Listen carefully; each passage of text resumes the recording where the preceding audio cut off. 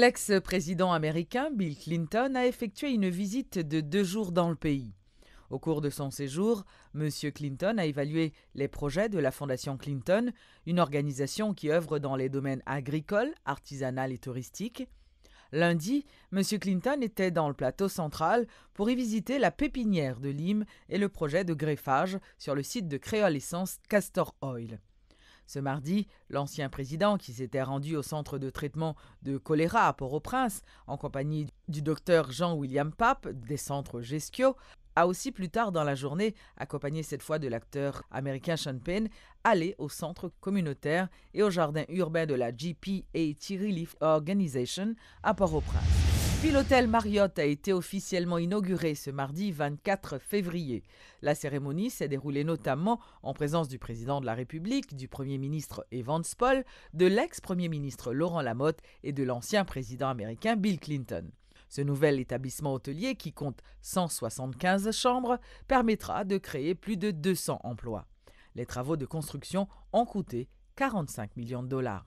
Le projet de construction de l'hôtel Marriott en Haïti est enfin devenu réalité. Situé à Turgeau, à côté du building de la Digicel, cet établissement hôtelier est érigé sur une superficie d'environ 6 000 m², surplombant la ville de Port-au-Prince. Doté de 175 chambres, ce nouveau bâtiment a été conçu et construit selon les normes internationales en vue d'offrir un service de qualité à ses clients. C'est un grand pas pour Haïti sur le plan touristique, estime le PDG de la Digicel, dont la compagnie a largement contribué à la construction de l'hôtel. Une opportunité également d'attirer des investisseurs dans le pays, se réjouit Denis O'Brien. Nous connaissons que Haïti sont bon côté pour entrepreneurs venir investir et puis pour faire business. Haïti, c'est un pays qui ouvre pour business et nous encourageons tout investisseur direct étranger pour venir garder l'opportunité que Haïti déjà offre. Déjà, l'hôtel Marriott de Port-au-Prince permettra de créer plus de 200 emplois. De plus, cela aidera Haïti à projeter une meilleure image à l'extérieur, reconnaît l'ancien président américain Bill Clinton, grand ami du pays, qui a eu l'idée de faire construire cet hôtel après le tremblement de terre de 2010. I am grateful that I have had the chance to try to help Haiti, and I want to thank the president. Moi t'a voulu dire nous comment moi apprécier opportunité ça que Haïti population dirigeant m'a parlé de président Martelly, m'a parlé de premier ministre monsieur Paul, m'a parlé de ancien premier ministre Lamotte avec tout membre gouvernement te permettre moi porter contribution moi dans avancement pays ça. Nous pas qu'à imaginer ça représenter pour moi que nous te permettons de contribution. Négligée durant ces dernières décennies, Haïti est en train de retrouver sa place lentement et sûrement sur la carte touristique mondiale, se félicite le président de la République. Les efforts de son administration ont porté fruit en ce sens, selon Michel Martelly. L'inauguration aujourd'hui de cet hôtel Marriott revêt, à mon sens, une double signification. D'une part, elle est la preuve tangible que la mise en synergie de différents partenaires internationaux et des associations acquis à la cause d'Haïti produit des résultats. D'autre part, elle est un signal fort à l'endroit de toutes celles et tous ceux qui hésitent encore à investir dans l'hôtellerie et le tourisme en Haïti. Marriott, un nouvel établissement hôtelier qui vient s'ajouter à la liste des grands hôtels existants en Haïti. Rappelons que les travaux de construction, évalués à 45 millions de dollars, ont été lancés à la fin de 2012 et ont mobilisé 1100 travailleurs haïtiens. À l'initiative des organisations de la société civile, dont le collectif du 4 décembre, une marche sera organisée ce mercredi 25 février en vue de dire non à la barbarie et au racisme dont sont victimes les ressortissants haïtiens en République voisine. Cette marche, qui partira de la place des Salines au Champ de Mars pour prendre fin devant l'ambassade de la République dominicaine à Pétionville, fera une escale devant le ministère des Affaires étrangères. Suivez les explications de Jean-Robert Argan et de Ronnie Desroches du collectif du 4 décembre. Et nous avions raté une première occasion après le 12 janvier de nous remettre ensemble. Maintenant, nous avons un ennemi pratiquement devant nous. Nous avons un ennemi commun qui violent notre drapeau, tuent nos ressortissants, qui maspinent nous. Il y a un anti-haïtianisme affreux en République dominicaine. Et nous pensons que c'est le moment pour nous mettre pas nous ensemble, autour de un symbole qui est le drapeau. Et le fait que nous intégrer l'école, ça va passer un message aux jeunes qui viennent pour connaître que le drapeau sont un bagage sacré que lié. Oui, que vous allez trouver des extrémistes, des terroristes, on a dit, qui ont un drapeau, qui ont chiré, qui ont souillé ou qui ont boulé. Nous disons non et nous pas accepter ça. Nous voulons lancer ce message ça de façon claire. Le drapeau reste un symbole sacré. Et quel que soit le côté extrémiste à taille, nous ne pouvons pas accepter le fait que tu as brûlé le drapeau. Manquer solidarité entre Haïtiens.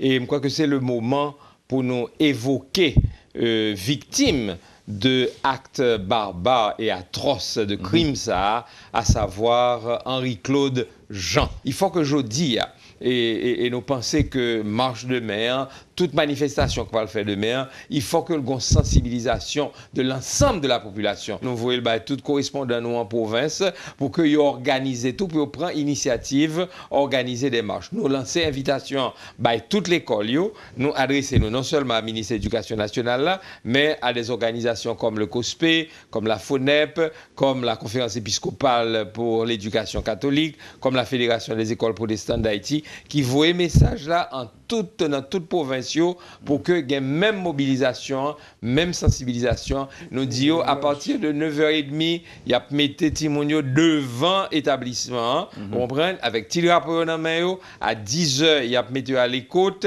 et puis au moment où nous-mêmes nous avons entonné sous champ de masse, il y a entonné des saliniennes. Nous prenons lire déclaration que notre comité a préparé, lire en français, lire en créole, pour que tout Haïtien capable d'entendre et me profiter de l'occasion ça pour demander tout fonctionnaire de l'État, pour demander tout le monde qui travaille dans le bureau et puis pour à 10h pour eux même tout yo capable entonner des saliniennes et nous demander tout nous profiter pour demander tout le monde me connaît le 18 mai monde toujours un petit drapeau dans machine yo demain matin nous besoin tout le monde sortir avec petit drapeau yo coquer dans antenne radio dans machine yo on prend si gagne un petit macaron avec drapeau haïtien mettez-le demain parce qu'il faut que tout le monde communier avec drapeau haïtien. Je crois que c'est nous-mêmes qui pouvons mettre tête nous ensemble pour nous capables réformer le pays ça, pour nous capables lancer le pays ça vers le développement. Nous demandons la manifestation de demain que tout le monde gagne comme une expression citoyenne, non partisane, mais citoyenne.